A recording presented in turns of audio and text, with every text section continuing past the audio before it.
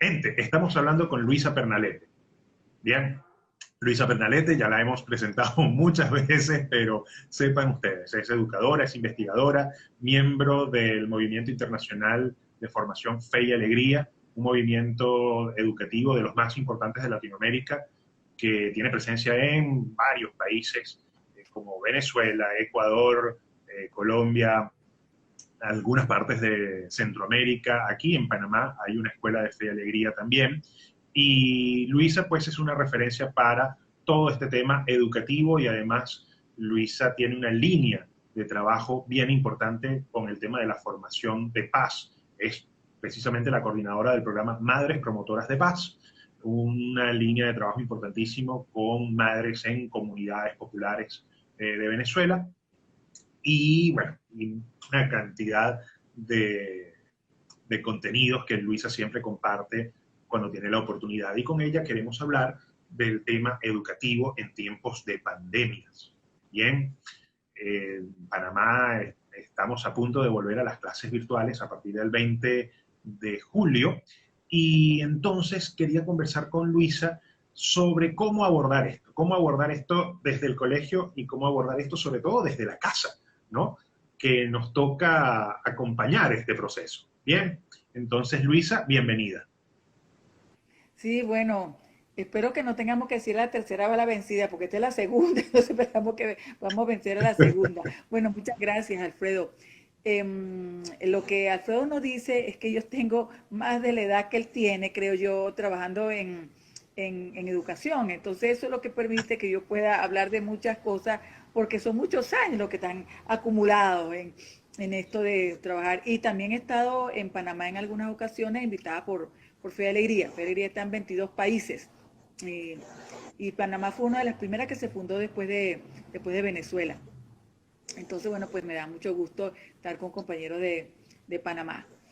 Mire, Bueno, bien. el que ustedes dicen que ahora es que van a comenzar las clases a distancia, digo, ay, Dios mío, y ya después de varios meses de cuarentena, pues deben estar medio cansados de estar con el distanciamiento físico. Entonces eso hace que lo primero que uno tiene que decirle a las mamás y a los papás también, pero más a las mamás porque son las que se suelen ocupar de esto. A mí una vez me dijeron que porque lo que yo hacía se llamaba Madres Promotoras de Paz y no Madres y Padres. Digo, porque las mamás son las que siempre están pendientes de los muchachos. Eso no tengo nada contra los papás, me parece chévere cuando llega algún papá, algún curso y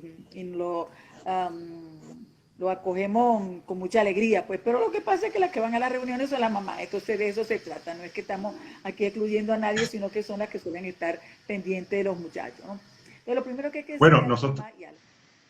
Sí, claro, mira, no sé, y a veces uno se la comparte. En casa yo tengo dos, y normalmente mi esposa Candy se encarga de acompañar a mi hijo menor, a Fabián, y yo me encargo más de la mayor. Entonces nos dividimos allí las tareas de seguimiento. me parece muy bien ese tema de la equidad de género, o sea, compartir, eso me parece perfecto que estemos avanzando. Y tengo que decir, y aquí entro en materia, en una investigación que hicimos, cualitativa que hicimos el año pasado sobre respeto mutuo, veo que las parejas jóvenes, incluso en sectores populares, que son con los que yo trabajo, han avanzado algo en esto de la equidad de género. O sea, ya no es solo que la mamá hace todo, no, también los muchachos, entre los varones y las hembras, están repartiéndose mejor las tareas de la casa. Eso es una buena noticia.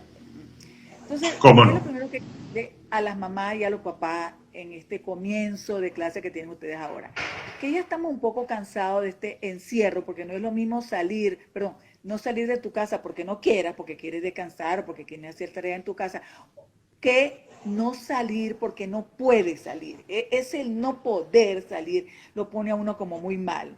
Y además, como están encerrados también, tanto el papá, la mamá como los hijos, entonces eso hace que tener tantas horas acumuladas en un espacio, mucho más si el espacio es pequeño, entonces la cosa se complica, puede hacer como explotar los sentimientos y las emociones. Y entonces esto es algo que tenemos nosotros no que controlar, sino que administrar, porque es normal que la gente se pueda poner brava de vez en cuando, que pueda estar alegre de vez en cuando, que pueda llorar también cuando se le muere su mascota. O sea, eso es normal. Lo que no es normal son las las reacciones desmedidas. Lo que no es normal es que tú agarres con tu hijo que tiene 5 o 6 años, o que tiene 9, o que es adolescente, tu rabia por el COVID-19. Eso es lo que no es normal. Lo que no es normal es que tú golpees a la gente o que tú le des un batazo a la nevera porque se te apagó. Eso es lo que no es normal.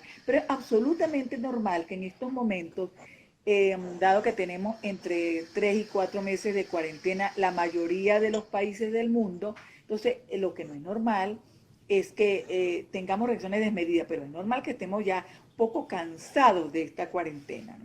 Entonces, a ustedes les agarra el comienzo de actividad escolar a distancia cuando ya tienen cierto cansancio. Entonces, ¿cuál es mi primer consejo? Mi primer consejo es que usted tiene que administrar adecuadamente sus emociones. Primero póngale nombre. O sea, ¿qué es lo que yo tengo hoy? Porque a veces los miedos se disfrazan. A veces la rabia es un miedo disfrazado. Eso lo aprendí también con los niños de la calle cuando trabajé con ellos hace varias décadas en Maracaibo. Bueno, que lo que tenían era miedo, pero como había que disfrazarlo, entonces se ponían agresivos. Entonces a veces también las mamás y los papás nos podemos poner agresivos porque lo que tenemos es miedo, miedo que nos contagiemos, miedo que esto dure demasiado, miedo porque no hemos podido salir a trabajar, etcétera, ¿no? Entonces, esa es la cosa, ponerle nombre a lo que estamos sintiendo. Una cosa buena es el detector de verdades. El detector de verdades es un espejo, ¿no? Yo aquí no lo tengo porque como tengo que tener una mano con el teléfono, no puedo tener las dos manos libres para hablar, pues no tengo trípode aquí. Entonces, el espejo. A ver, Luisa, ¿qué es lo que estás sintiendo hoy? ¿Es rabia, es miedo, es cansancio, es angustia? ¿Qué es lo que estás sintiendo? Ponle primero a tu sentimiento, a tu emoción, un nombre, ¿no? Lo segundo es saber administrar los rollos. Rollo, bueno, yo no sé si en Panamá usan la misma expresión, pero rollo es cuando tú tienes un montón de cosas en la cabeza, tú tienes un rollo en la cabeza. Yo de todos modos, en mi morral de herramientas, he podido sacar algunos, he podido tener algunos aquí en donde estoy varada, porque yo no vivo aquí, yo vivo en el interior y me tocó quedarme varada en acá. Es lo que yo llamo un Ajá.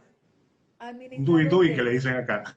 Sí, sí, sí, usted se pone su rollo, entonces usted de todo modo lo va a tener, ¿verdad? Mira, aquí está un rollo un poquito más grande, pero no se lo suelta a los demás porque el rollo se le queda a usted. Usted no tiene por qué estarle soltando sus rollos, sus problemas a todo el mundo, a nadie, mejor dicho, porque si su problema es con el presidente de su país, porque está bravo por la hiperinflación, usted no tiene por qué zumbárselo al cajero del supermercado, ni mucho menos a los hijos que no tienen ninguna culpa de este asunto. Entonces usted tenga su rollo. Si tiene más de un rollo, pues póngase más de un atraparrollo. Eso se llama un atraparrollo en mi morral de herramientas. Y entonces, si el rollo es demasiado fuerte, bueno, salga con su atraparrollo. Yo no voy a salir con mi atraparrollo. Y me dijo, señora, tiene un rollo ahí en la cabeza. Claro, estoy enrollada, pero yo no quiero soltárselo a usted. Entonces el rollo es mío, no tengo por qué soltárselo a Alfredo, que no tiene ninguna culpa de lo que está pasando con el internet aquí en este país. Entonces, el atraparrollo es una cosa buena porque te identifica que tú tienes un rollo, que el rollo es tuyo, que el rollo no es de los otros. Y si es con los hijos, bueno, si el rollo no es de los muchachos, porque usted se lo tiene que zumbar.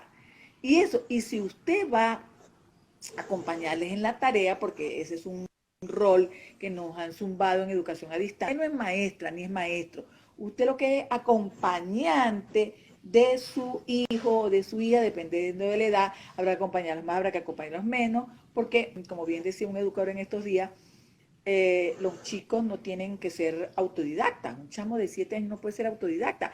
Un adulto, yo he hecho diplomados a distancia. Ah, perfecto, pero tengo una disciplina, tengo una manera de comprender la cosa, pero un chamo de 8, 7, 8, 9, 10 años no puede ser autodidacta. Entonces necesita cierto Claro, grado, estos tutoriales, digamos, ¿no? Esos son claro. los primeros consejos que yo le doy a las mamás. Claro, y es que eso es uno de los principales focos de estrés en el que estás mencionando ahora, porque si antes nosotros sentíamos que el peso de la educación académica tenía que recaer en el colegio, ahora podemos sentir que el peso está cayendo en nosotros. Y como tú dices, pues la mayoría pues, no son maestros, no tienen herramientas pedagógicas y estamos trasladando toda una pedagogía que está pensada para ser presencial, la estamos trasladando a, digamos, una andragogía en casa. ¿Y cómo podemos poner eso en perspectiva? Sí, eso es un error de los que hemos cometido los maestros en estos meses. No sé si ustedes, como ahora es que van a iniciar, puede ser que los maestros de allá hayan tenido tiempo de estar revisando, de estarse preparando para esto, porque mire, educación a distancia en realidad se habla desde el siglo XIX. A distancia es cuando tú no tienes un ámbito físico para desarrollar tu proceso de enseñanza-aprendizaje. En el siglo antepasado se podían hacer cursos por correspondencia, por ejemplo. En el siglo pasado se utilizó entonces la radio, la televisión. Fe Alegría en toda América Latina, unos más décadas, otros menos décadas, hemos utilizado la radio para educar a distancia a adultos. No estoy segura en Panamá, pero sé que en Perú se hace, sé que en Ecuador se hace, sé que en Venezuela se hace, o sea, no es solo Venezuela, hay varios países en donde tenemos emisoras de radio y hemos utilizado por espacio unas 3 o 4 décadas la radio para educar, pero para adultos. Pero tengo que decir la verdad, para niños, niñas y adolescentes, esto de educar a distancia, esto es nuevo para todos. Entonces, a nosotros los educadores nos agarra de sorpresa, al principio estamos casi en estado de shock. ¿Qué vamos a hacer ahora? ¿No? Hay países que están utilizando la televisión bastante en Aquí en Panamá educación. están haciendo, Sí, sí, en aquí en Panamá sí, están usando la televisión, en los medios públicos están, digamos, vehiculando esos módulos educativos, ¿no? Es lo que se ha sí. dispuesto en estos meses que no hubo presencia virtual Ajá. en los colegios. Pero si no hay un buen equipo que sepa traducir esto, podemos cometer el error que cometimos aquí al principio, calcar la educación presencial, ahora es con un micrófono o ahora es con frente a Una una cámara web. pantalla, o ahora es por WhatsApp, por el teléfono inteligente, o también en 1980, cuando se empezó a masificar el Internet, también se empezó a utilizar para cuestiones educativas, ¿no? Digamos, sabemos que en América Latina no hay un porcentaje muy elevado de conexión a Internet. Hay países más, países menos. En Europa, por supuesto, hay más conexión, en Estados Unidos hay más conexión, entonces también se está utilizando el Internet para el trabajo de educación a distancia. Claro, el Internet tiene la ventaja que es interactivo. Es como estamos Claro. nosotros aquí. Tú me puedes preguntar si algo no entiendes. Pero cuando es por televisión o por radio, el niño no tiene a la maestra enfrente para preguntarle, maestra, eso que me dijo no lo entendí. Entonces, el producto, tanto de televisión como por radio, como por WhatsApp, tiene que estar muy bien hecho. O sea, el producto tiene que ser no solamente de calidad, sino pedagógicamente muy bien estructurado para que el niño no necesite un tutorial a cada rato, que va a ser la mamá o el papá, para entender qué es lo que la maestra quiere decir. No, tiene que estar muy bien hecho de tal manera que sin necesidad de que tengamos a la maestra, perdón, a la mamá hecha maestra, pueda yo entender qué es lo que me está pidiendo. Mire, yo el otro día en una videoconferencia, que no la estaba dando yo, la estaba dando una compañera que es de nuestro equipo, pero ahorita está trabajando en Colombia. Ella es experta en educación inicial.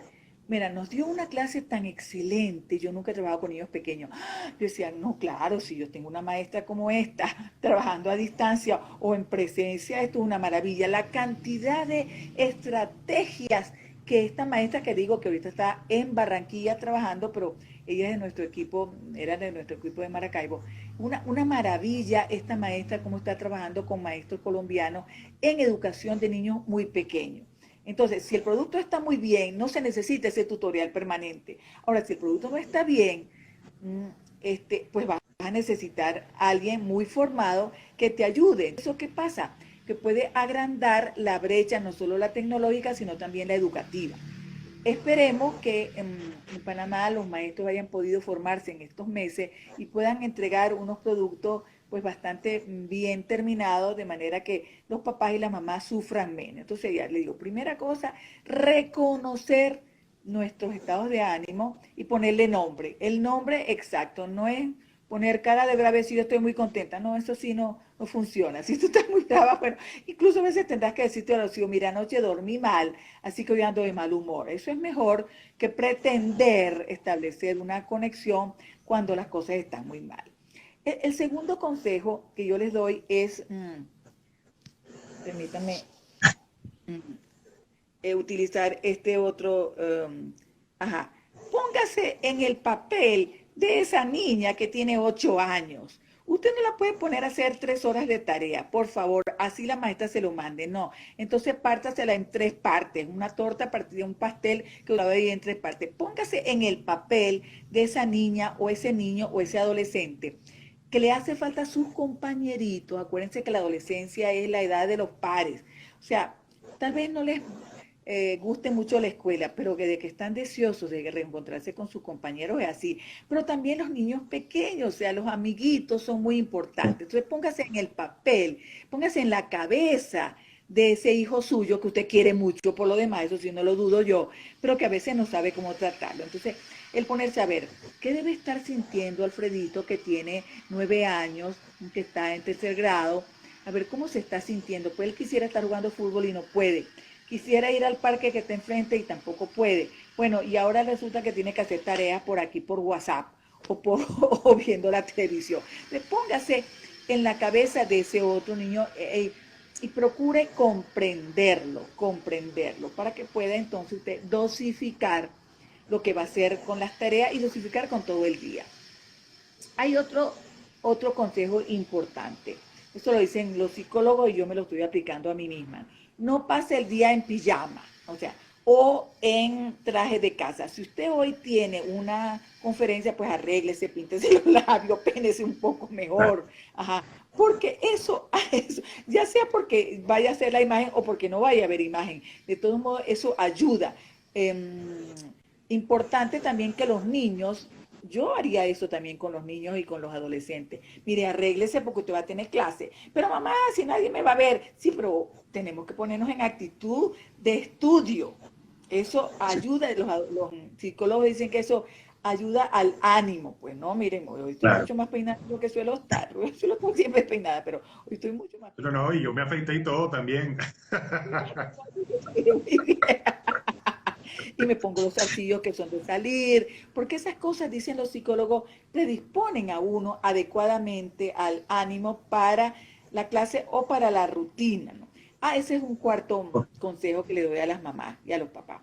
Hágase su rutina, mejor si es una rutina conversada. A ver, estamos en cuarentena, no es vacaciones, estamos en cuarentena, vamos a empezar clase el 20, o no sé cuándo es que ustedes van a empezar clase, Ujú. pronto. Entonces, vamos a ver cuál rutina vamos a tener. Si las clases tienen un horario por televisión o por radio o por WhatsApp, bueno, pues no, es obvio que a esa hora usted tiene que estar lista. Pero ¿a qué hora nos vamos a levantar? No hay que levantarse a las 6 tal vez, porque no hay que salir corriendo para ir al colegio. Pero ¿a qué hora nos vamos a levantar? Y haga una rutina acordada con los hijos. Es mucho mejor si se llega a consenso que a que sea usted la que establezca todo de manera impuesto. Los impuestos normalmente, así sea bueno, a uno le molesta. Mira, nos vamos a levantar a las 7:30. A las 8 nos vamos a desayunar y a las 9 es la clase por televisión. Entonces a las 9 tenemos que estar dispuestos en el lugar, arregle el lugar, para que aquí sea el lugar de la actividad escolar. Yo espero que tengan la sabiduría los profesores y maestros en Panamá de no cometer el error que se ha cometido en otros países, no solo en el mío, en otros países, el error de un exceso de tareas y de ejercicio. Me decía una comadre mía que está en Bogotá, bueno, que a la pobre hijadita mía, que lo que tiene son 9 años, que está en 3er grado, dice que termina con dolor de cabeza de toda la cantidad de tareas que le mandan por la tableta. Ella tiene tableta, entonces la maestra le manda, oye, no puede ser, tú no Y puedes eso, tener... sí, y eso eso que estás diciendo pasa no solamente en nuestros países, porque a veces tenemos la idea de que en países de otras culturas la cosa está más controlada. Tengo amigos en Canadá que tienen hijos y me hacen el mismo comentario, que están vueltos locos por las tareas virtuales, que están más intensos que cuando estaban en las clases presenciales. Sí, no, en broma, el otro día me decía una mamá, yo estoy loca porque termine esa cuarentena para agarrar vacaciones, porque dice que está cansadísima, ¿no? Entonces, bueno, entonces esperemos que los docentes allá hayan tenido tiempo de reflexionar que tú no puedes tener al muchacho como si tuviera 5 horas con la clase presencial. Si de todos modos se Ahora, meten eso, sí, no, dígame. perdón, termina. Hable con esa maestra y dígale, mire maestra, a mí me parece que realmente a Alfredito le están poniendo demasiadas tareas. Yo creo que, no sé, pero sin quejarse demasiado, pero sí decirle que le parece que es mucha, ¿no? Si aún así la maestra insiste, entonces usted dosifíquesela a Alfredito. Mira, Alfredito, vamos a tener de 9 a 10, después vamos a tener un receso. Yo recomiendo una rutina bien alegre, por ejemplo, ponerse a bailar, no importa que usted baile feo, o ponerse a cantar, aunque usted cante desafinado. Si los niños son pequeños, cantar les encanta y bailar también. Vamos a hacer un poco de ejercicio, porque bueno, aquí también tenemos clase de educación física y entonces haga usted un poco de ejercicio, lo cual le viene bien a usted también. El otro día leía que están habiendo muchos, uh, ¿cómo se llama? Como derrames, no solo cerebrales, sino en las piernas, por muchos trombos, porque la gente pasa demasiado tiempo sentada, ya sea con el internet, o ya sea con la computadora, ya sea trabajando. Y entonces el adulto y el niño también necesita moverse. Entonces cada hora de una vueltecita, haga algunos ejercicios, así sea sentada en su silla, pero haciendo ejercicio con las piernas, porque están habiendo muchos trombos en las piernas por el sedentarismo. Entonces también los niños se cansan. Yo también con los niños, mire, dentro de una 3/4 de hora, una hora, vamos a dar una vueltica, vamos a cantar todo cuál fue la última canción que se aprendieron en la escuela, o alguna que usted sepa, así sea vieja y común como los pollitos dicen, lo que sea, pero haga usted un poco de ejercicio y relaje un poco la cosa, ¿no? Una cosa que ayuda mucho, que es el sentido del humor. Aquí no se trata de ser humorista, aquí no se trata de ponernos ahora de cantinflas todo, pero tener un poco de sentido del humor. Si usted no es capaz de hablar con elementos de humor, entonces le recomiendo esta estrategia. claro. Recordar tremendura de los niños que hicieron cuando estaban muy pequeños y probablemente usted los regañó aquella oportunidad por la tremendura que hicieron, pero después de un tiempo, cuando uno se distancia del evento, uno lo agarra a chiste. Yo, como soy media sorda, tengo muchos chistes de mi vida normal, porque es que yo soy sorda y entiendo cualquier cosa, ¿no? Entonces, yo recuerdo una vez, estaba yo bastante más joven que hoy, yo bajaba unas escaleras mecánicas y un tipo que venía bajando en la de al lado me dijo algo que yo no le entendía. Entonces yo toda decente digo, señor, disculpe, que no le escuché, qué fue lo que me dijo. Y el tipo me dijo, que qué buena que estás, mamacita. Entonces yo me reí del Oye, cuento, pero bueno, porque mi sordera, yo soy sorda de un oído, hace que a veces escuche cualquier cosa. Entonces, bueno, me acuerdo cuando me eso es robaron. un poco peligroso en estos tiempos, ese. Mira, el, pero sí, todo esto que estás diciendo, a pesar del entusiasmo, ¿cómo podemos abordar ese seguimiento propiamente académico cuando no sentimos que tenemos las herramientas? ¿No? Podemos tener muy buen humor, podemos jugar mucho, pero si yo no entiendo matemáticas, si yo no entiendo detalles de, qué sé yo, de cualquier materia, se puede volver estresante, tanto para el niño como para uno también, ¿no? De uno no poder sentir que avanza. Sí. Aquí me dicen, estoy viendo ahí en la gente que escribe, que dé alguna sugerencia también a los maestros. Si Sí. no tengo ningún problema de dar una sugerencia a los maestros y puede entrarle a ver qué podemos hacer cuando tú no tienes, bueno, cuando tienes los conocimientos. A mí me preguntan hoy de química y no sé nada, ¿verdad? Eh, Creo que ayuda mucho que el maestro no pierda el lazo afectivo con sus alumnos. O sea, no puede ser solo mandar tareas y empezar preguntando la tabla o empezar aprendiendo el problema. Creo que ayuda, sea cual sea la estrategia que tenga el maestro, Google Classroom, WhatsApp o la estrategia que tenga, empezar con esas preguntas que son como las que haríamos si tuviéramos en clase presencial. Ahí sí conviene, ¿no? Por ejemplo, preguntarle, mira Alfredito, hoy es viernes, ¿qué planes tienes para el fin de semana? Oye, entonces Alfredo no empieza de una vez haciendo la tarea, sino que se sabe que es importante y si es niño y si es adolescente también. O sea, no perder el lazo afectivo y no dedicar solo a pasar materia, como decía una psicólogo ecuatoriana el otro día, no se trata de salvar el año, se trata de salvar al muchacho. Entonces, presencial hay cosas que no vamos a poder hacer en cuanto a los contenidos se Claro. refiere. Entonces, es necesario a distancia trabajar más con competencias que con objetivos. Doy una explicación nada más. Una competencia, por ejemplo, es saber buscar información. Si el muchacho sabe buscar información, aprenderá toda su vida y además es de las cosas que tenemos que entender, que el muchacho sea autónomo. Si es pequeño, si es grande, saber buscar información. Mira, tú vas a buscar en tu diccionario cualquier palabra que empiece por B, si el muchacho es muy pequeño. Saber usar un diccionario, ya sea por, por Google o ya sea el libro, es una competencia muy importante, saber buscar información. Otra competencia importante, la comprensión lectora. Y ahí no importa el, la lectura que tú tengas. Puede ser un cuento, puede ser la receta de cocina. A ver, Alfredito, léeme la receta que voy a hacer yo. Y lo importante es que el muchacho sepa leer y sepa comprender lo que lee. Entonces, la comprensión lectora es una competencia muy importante. Y los maestros estamos pretendiendo seguir trabajando por objetivos. No, hay que trabajar por competencia, mucho más ahora a distancia. Entonces, da lo mismo que sea un cuento, que sea la carta que yo le voy a hacer yo adolescente, le voy a hacer una carta a esa muchachita que me gusta tanto y que no le he visto más. Bueno, entonces tu ejercicio no tiene por qué ser copiar del libro de la página 85. Tu ejercicio puede ser escríbele una carta a esa, o puede ser un correo electrónico, escríbele un correo electrónico a esa muchachita que se sentaba enfrente, que te gusta tanto, escríbele, ¿qué le dirías tú el día que la puedas volver a ver de nuevo en el colegio? Entonces la comprensión lectora o la La lectoescritura. competencia para escribir, no importa el contenido, lo importante es la competencia, que yo sea capaz de comprender lo que leo. Esto decía el fundador de Fe y Alegría, el hermano fundador decía, Luisa, si los muchachos de sexto grado saben,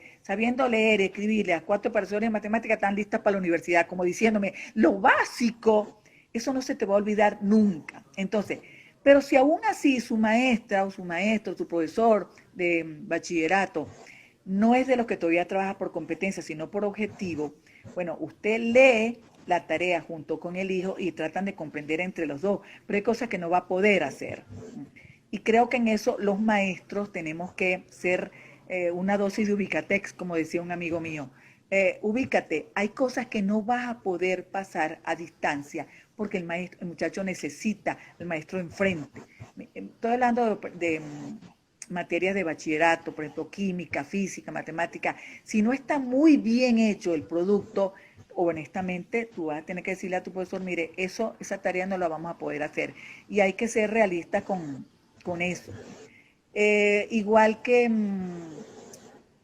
leí en estos días una página muy linda que hay por internet, cómo deletrear con los niños muy chiquitos cuando no está la maestra. Bueno, lo primero es que el niño oiga bien la palabra y después que evidentemente la sepa leer y después viene el deletreo, porque el deletreo es una cosa importante para los niños pequeños, no es una cosa trivial.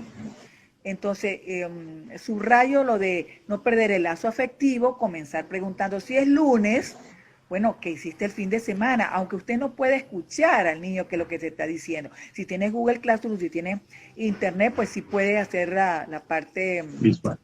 interactiva, pero si no lo tienes, por lo menos que la pregunta inicial no sea cuál es la tabla multiplicada o cuál es el resultado del ejercicio que te puse ayer, no, que tenga que ser ¿no? ¿Qué hiciste ayer? ¿Qué te gustó ayer? Y el repaso también es muy importante, tanto para el papá o la mamá como para el maestro. ¿Qué fue lo que aprendimos la semana pasada? Porque lo que no se repasa no pasa a la memoria de mediano plazo. Eso se va a olvidar el martes. Entonces usted tiene que repasar qué fue lo que vimos la semana pasada. Aunque el chamo no repita todo, pero, bueno, sí, ayer vimos que el ambiente se está deteriorando mucho porque no lo estamos cuidando. Bueno, eso es una idea importante. Entonces, el repaso es muy importante, ya sea lo que se vio ayer o lo que se vio la semana pasada, porque si no, ya le digo, esto va a ser como escribir sobre la arena, que se va a borrar de una vez. Eso es Sí. importante. Con respecto a esas tareas, y una de las cosas que puede también estar presionando mucho tanto al niño o al joven, sobre todo al joven, o a los papás, es el tema del rendimiento académico en estos casos, ¿no? Porque en estas clases virtuales también se evalúa, también se colocan notas, pero como todo esto ha cambiado, algo así como dicen en el teletrabajo, ¿no? Y hay muchos expertos del teletrabajo recomendándole a quienes están en esa modalidad, mire, que le baje la atención, que no quiera sobresalir más de lo que sobresalía presencialmente, que el jefe no te está evaluando de la misma manera, pero, pero podríamos sentir que en las clases virtuales sí se está evaluando como siempre se ha evaluado y hay que sacar un número y hay que aprobar. Y ante todas estas diferencias en la modalidad de estudio, eso puede generar también estrés. ¿Cómo repito la pregunta, cómo ponerle perspectiva al tema de la nota en pandemia? Tanto para maestros como Sí, bueno, para nosotros. para usted. Claro, yo puedo dar algunas sugerencias, pero Por, evidentemente por, las evaluaciones dependen de las políticas educativas de cada país, ¿no? Yo creo que las evaluaciones deben ser más cualitativas, más que numéricas, porque, porque no está fácil poner una nota. Además, me decía una amiga mía que da clases a distancia con Google Classroom, que es de las más comunes, decía que se pone la evaluación, ella ciencias naturales, pone la evaluación y se dejan 2 horas y a las 2 horas tienen que devolverla. A las 2 horas uno de los alumnos le escribió, le dijo, no tengo internet. Ahora tiene internet para decirme que no tiene internet, pero en 2 horas no tuvo internet para contestar la pregunta, ¿no? Entonces la cosa no está claro. fácil, porque tú no tienes a los muchachos enfrente que tú puedas tener cierto grado de control, digamos. Entonces ahí vuelvo yo con que el producto de tu clase tiene que ser muy inteligente y muy creativo. Si tú no pones puras preguntas que requieran memoria, sino que son preguntas con creatividad, entonces el muchacho se motiva y la tarea que tiene que ser evaluada no va a ser objeto de, ay, qué aburrimiento, sino, oye, qué interesante esto que me han puesto a mí. Claro, yo soy profesora de geografía e historia y todos los ejemplos que se me ocurren son de geografía e historia o del área socioafectiva, porque si bien esto no es una materia, esto es de las cosas que hemos aprendido en esta pandemia en muchos países, que estábamos o bien obviando, o sea, no estábamos trabajando educación emocional o le estábamos dando muy poca importancia. ¿Y qué es lo que ve uno ahora en esta pandemia? Que la educación emocional, así no sea una materia, es muy importante para formar personas. Entonces, yo de verdad aprovecharía este tiempo de pandemia para trabajar educación socioemocional, sea cual sea mi área de estudio. O sea, que tú sepas identificar tus emociones, que sepas administrar emociones. Si el niño es pequeño, a ver, ¿cómo te sientes hoy? Tengo miedo. Ajá, dibuja la cara de miedo. ¿Y por qué tienes miedo? Hay cuentos hermosos, en América Latina tiene afortunadamente una gama de cuentos extraordinarios. Entonces, yo creo que hoy, en el país que sea, y ahí sí estoy diciendo para todos los países, porque nosotros en Felería tenemos contacto con muchos países, la educación socioemocional es muy importante, y no solo hablo de América Latina. El otro día Daniel Goleman, que es experto ¿Cómo no? en educación emocional, en inteligencia emocional, él decía, bueno, hay que trabajar la resiliencia. Ahorita el mundo con la pandemia se ha vuelto pequeño, entonces tenemos problemas que son comunes para todo el mundo, aunque tengamos tal vez diferencia en la gravedad del asunto. Es obvio que Haití tiene más problemas que Panamá, bueno, muy bien, pero el problema de la pandemia lo tenemos en todo el mundo. Entonces eso nos está diciendo muchas cosas, por ejemplo, eso, la necesidad de la educación socioemocional. Cuando volvamos a las clases presenciales, hay que repensar muchas cosas. No, la vida no puede ser pasar materia. Insisto, no es pasar el año, es salvar, no es salvar el año, es salvar las vidas. Y entonces formar personas es parte de lo que tiene que hacer la educación. Entonces, si en tu escuela no están trabajando la educación socioemocional, no está malo que la mamá le diga, mire, y no vamos a educar a las emociones también se educan. Entonces hay que introducir ese elemento. Y si la maestra no lo mete, métalo a usted como mamá o como papá. Porque parte en esta pandemia se ha detectado que ha crecido la violencia intrafamiliar y la violencia de género también. Eso en todos los países, ¿eh? No más que otros. Entonces, ¿cómo se enfrenta la violencia intrafamiliar? Bueno, se enfrenta sabiendo manejar las emociones. ¿Y cómo se enfrenta la violencia de género? Se enfrenta educando al niño desde chiquito. El machismo se enfrenta desde chiquito, desde que el niño está comenzando a relacionarse con otros en la casa y en la escuela. Entonces, tal vez me salí del tema, no, pero es no, que... es educación, es ese acompañamiento también. Nos está llevando, claro, el acompañamiento emocional es de verdad muy importante, ¿no? Y estamos abusando del texto y el cerebro humano necesita otros elementos para crecer y para para convivir. Entonces, si usted está en su casa, no desaproveche la posibilidad de educar emocionalmente, primero a usted, porque usted no le dieron, a mí tampoco me educaron para esto, ¿no? Claro.